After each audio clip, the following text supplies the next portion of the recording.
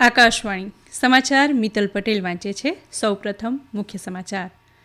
પ્રધાનમંત્રી નરેન્દ્ર મોદીએ કહ્યું છે કે ભારતનું બંધારણ દેશની દરેક અપેક્ષા અને જરૂરિયાતમાં ખરું ઉતર્યું છે. રાષ્ટ્રપતિ દ્રૌપદી મુર્મુએ ભારતીય બંધારણને જીવંત અને પ્રગતિશીલ દસ્તાવેજ ગણાવ્યો. સર્વોચ્ચ અદાલતે આજે ઈવીએમની જગ્યાએ બેલેટ પેપર દાખલ કરવા માટેની માંગણી કરતી જાહેર હિતની અરજી ફગાવી. ચૂંટણી પંચે આજે રાજ્યસભાની 6 બેઠકોની પેટા ચૂંટણીની જાહેરાત કરી અને ભારતે બાંગ્લાદેશના સત્તાવાળાઓને હિન્દુઓ સહિતના અન્ય લઘુમતીઓની સુરક્ષા સુનિશ્ચિત કરવા જણાવ્યું છે. સમાચાર વિગતવાર. પ્રધાનમંત્રી નરેન્દ્ર મોદીએ જણાવ્યું છે કે ભારતનું બંધારણ દેશની દરેક અપેક્ષા અને જરૂરિયાતમાં ખરું ઉતર્યું છે. બંધારણ રાષ્ટ્રના વર્તમાન અને ભવિષ્યનું માર્ગદર્શક છે. આજે સાંજે સર્વોચ્ચ અદાલત ખાતે બંધારણ દિવસ પ્રસંગે આયોજિત કાર્યક્રમને સંબોધતા શ્રી મોદીએ જણાવ્યું કે ભારત પરિવર્તનના વિશાળ તબક્કામાંથી પસાર થઈ રહ્યું છે અને બંધારણ તેનો માર્ગ દર્શાવી રહ્યું છે. દેશ સમક્ષના પડકારોના ઉકેલમાં બંધારણની મહત્વની ભૂમિકા અંગે પ્રધાનમંત્રીએ આ મુજબ જણાવ્યું. हमारा संविधान हमारे वर्तमान और हमारे भविष्य का मार्गदर्शक है. बीते 75 वर्षों में देश के सामने जो भी चुनौतियां आई हैं, हमारे संविधान ने हर उस चुनौती का समाधान करने के लिए उचित मार्ग दिखाया है. इसी कालखंड में आपातकाल जैसा समय भी आया और हमारे संविधान ने लोकतंत्र के सामने आई इस चुनौती का भी सामना किया. हमारा संविधान देश की हर जरूरत, हर अपेक्षा पर खरा उतरा है. संविधान से मिली इस शक्ति की वजह से ही आज जम्मू कश्मीर में भी बाबा साहब का संविधान पूरी तरह लागू हुआ है. પ્રધાનમંત્રીએ જણાવ્યું કે દેશના દરેક નાગરિકનો એક જ લક્ષ્ય છે અને તે છે વિકસિત ભારતનું નિર્માણ કરવું. શ્રી મોદીએ કહ્યું કે આ વર્ષ ભારતીય બંધારણનું 75મું વર્ષ છે અને દેશ માટે તે અત્યંત ગૌરવનો વિષય છે. શ્રી મોદીએ મુંબઈમાં થયેલા ત્રાસવાદી હુમલાની 16મી વર્ષી પ્રસંગે હુમલામાં માર્યા ગયેલા લોકોને શ્રદ્ધાંજલિ આપી હતી.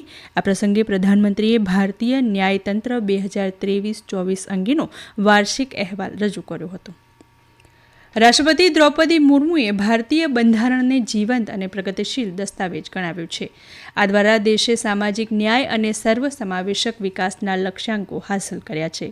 બંધારણ દિવસ નિમિત્તે નવી દિલ્હીમાં બંધારણ ગૃહના સેન્ટ્રલ હોલમાં આયોજિત કાર્યક્રમને સંબોધતા રાષ્ટ્રપતિ મુર્મુએ કહ્યું કે સરકારે સમાજના તમામ વર્ગો, ખાસ કરીને નબળા વર્ગોના કલ્યાણ માટે તાજેતરના વર્ષોમાં ઘણા પગલાં લીધા છે.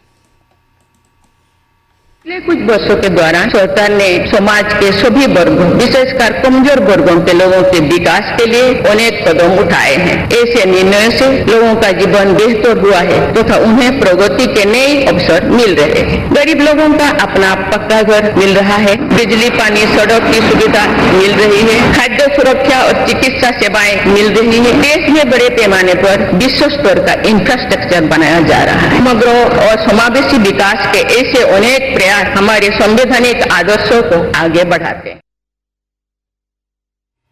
રાષ્ટ્રપતિએ લોકસભા અને રાજ્ય વિધાનસભાઓમાં મહિલાઓ માટે આરક્ષણ સંબંધિત નારી શક્તિ વંદન અધિનિયમ પસાર કરવાની પ્રશંસા કરી. તેમણે કહ્યું કે આ કાયદાએ મહિલા સશક્તિકરણના નવા યુગની રચના કરી છે. આ પ્રસંગે ઉપરાષ્ટ્રપતિ જગદીપ ધનખડે જણાવ્યું હતું કે આ મહત્વપૂર્ણ દિવસ એક ઐતિહાસિક સીમાચિહ્નરૂપ છે, કારણ કે દેશ બંધારણને અપનાવવાના 75 વર્ષની ઉજવણી કરી રહ્યો છે. વિશ્વની સૌથી મોટી અને ગતિશીલ લોકશાહી માટે આ એક નોંધપાત્ર સિદ્ધિ છે. તેમણે કહ્યું કે ભારત નોંધપાત્ર આર્થિક વૃદ્ધિ, મજબૂત આંતરમાળખાકીય સુવિધાઓ અને વ્યાપક ડિજિટલ પ્રવેશ સાથે આગળ વધી રહ્યો છે. આ તમામ સિદ્ધિઓને આંતરરાષ્ટ્રીય સ્વીકૃતિ મળી રહી છે. લોકસભાના અધ્યક્ષ ઓમ બિરલાએ કહ્યું કે ભારતીય બંધારણ દેશના લોકોની વર્ષોની તપસ્યા, બલિદાન, પ્રતિભા અને શક્તિનું પરિણામ છે. શ્રી બિરલાએ કહ્યું કે બંધારણ દેશમાં સામાજિક અને આર્થિક પરિવર્તનનું પ્રેરક બળ છે. તેમણે તમામ સાંસદોને અનુરોધ કર્યો કે તેઓ તેમના વિસ્તારોમાં લોકો વચ્ચે બંધારણ અપનાવવાના 75મા વર્ષની ઉજવણી કરી.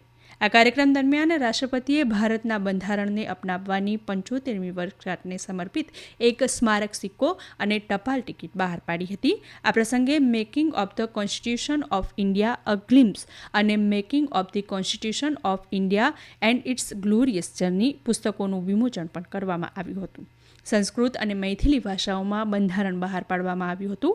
આ કાર્યક્રમ દરમિયાન ભારતના બંધારણની કળાને સમર્પિત પુસ્તિકાનું પણ અનાવરણ કરવામાં આવ્યું હતું. આ કાર્યક્રમમાં પ્રધાનમંત્રી નરેન્દ્ર મોદી, કેન્દ્રીય મંત્રીઓ, લોકસભા અને રાજ્યસભાના વિપક્ષના નેતા, સાંસદો અને અન્ય મહાનુભાવોએ હાજરી આપી હતી.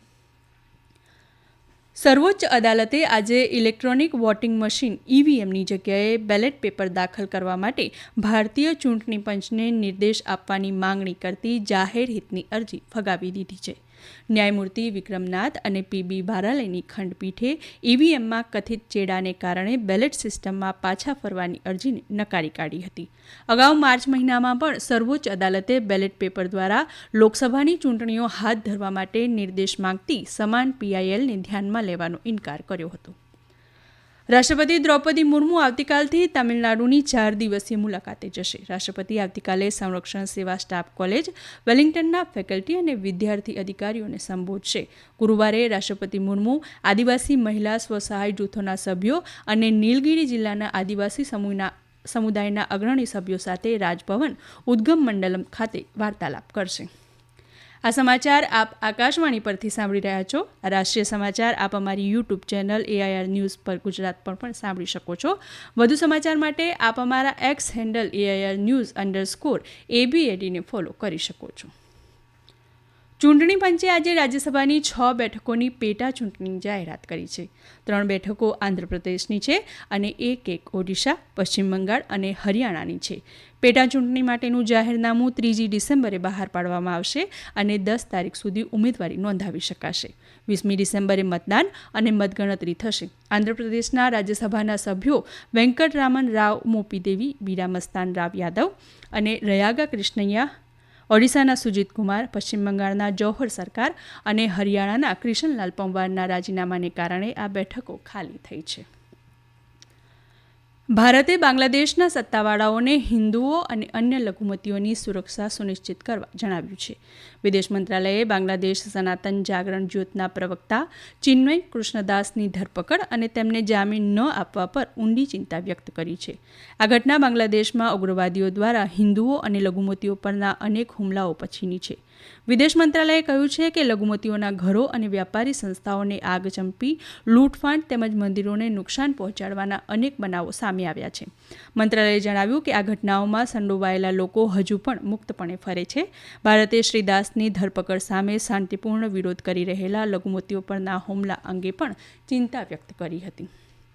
બાંગ્લાદેશમાં પોલીસ સત્તાવાળાઓએ ઇસ્કોન પુંડરીક ધામના ચિન્મય કૃષ્ણદાસ બ્રહ્મચારીના ભક્તો અને અનુયાયીઓ પર લાઠીચાર્જ કર્યો હતો અને સાઉન્ડ ગ્રેનેડ ચલાવ્યા હતા. તેઓ પોતાના ધાર્મિક ગુરુની મુક્તિની માંગણી સાથે ચિત્તાગોંગ મેજિસ્ટ્રેટ કોર્ટના પરિસરમાં એકઠા થયા હતા. અગાઉ આજે સવારે ચિત્તાગોંગ મેટ્રોપોલિટન અદાલતે ચિન્મય પ્રભુની જામીન અરજી ફગાવી તેમને જેલમાં મોકલવાનો આદેશ આપ્યો છે. રાષ્ટ્રીય તપાસ એજન્સીએ આજે મણિપુરમાં તાજેતરની હિંસાને લગતા 3 મોટા કેસોની સંપૂર્ણ તપાસ શરૂ કરી છે. ગૃહ મંત્રાલયે ગુનાઓની ગંભીરતાને ધ્યાનમાં રાખીને કેસ સોંપવાનો નિર્ણય કર્યા પછી એજન્સીએ 3 કેસ ફરીથી નોંધણી કરી હતી. આ મહિનાની 13મી તારીખે ભારતીય ન્યાય સંહિતા, આર્મ્સ એક્ટ અને ગેરકાનૂની પ્રવૃત્તિઓ અધિનિયમની સંબંધિત કલમો હેઠળ કેસની ફરી નોંધણી કરવામાં આવી હતી. એજન્સીની ટીમોએ આ મહિનાની 21મી અને 22મી તારીખે સ્થળની મુલાકાત લીધી હતી અને તપાસ શરૂ કરી હતી. દેશ આજે રાષ્ટ્રીય દૂધ દિવસની ઉજવણી કરી રહ્યો છે. આ દિવસ ડોક્ટર વર્ગીસ કુરિયનની જન્મ જયંતિ નિમિત્તે ઉજવાય છે, જેઓ ભારતમાં શ્વેત ક્રાંતિના જનક છે. આ પ્રસંગની ઉજવણી કરવા માટે મત્સ્યોદ્યોગ, પશુપાલન અને ડેરી મંત્રાલયે નવી દિલ્હીમાં રાષ્ટ્રીય દૂધ દિવસ 2024ની ઉજવણીનું આયોજન કર્યું હતું. અંતમાં મુખ્ય સમાચાર ફરી એકવાર. પ્રધાનમંત્રી નરેન્દ્ર મોદીએ કહ્યું છે કે ભારતનું બંધારણ દેશની દરેક અપેક્ષા અને જરૂરિયાતમાં ખરું ઉતર્યું છે. રાષ્ટ્રપતિ દ્રૌપદી મુર્મુએ ભારતીય બંધારણને જીવંત અને પ્રગતિશીલ દસ્તાવેજ ગણાવ્યો. સર્વોચ્ચ અદાલતે આજે ઈવીએમની જગ્યાએ બેલેટ પેપર દાખલ કરવા માટેની માંગણી કરતી જાહેર હિતની અરજી ફગાવી. ચૂંટણી પંચે આજે રાજ્યસભાની 6 બેઠકોની પેટા ચૂંટણીની જાહેરાત કરી અને ભારતે બાંગ્લાદેશના સત્તાવાળાઓને હિન્દુઓ સહિતના અન્ય લઘુમતીઓની સુરક્ષા સુનિશ્ચિત કરવા જણાવ્યું. આકાશવાણી પરથી સમાચાર પૂરા થયા.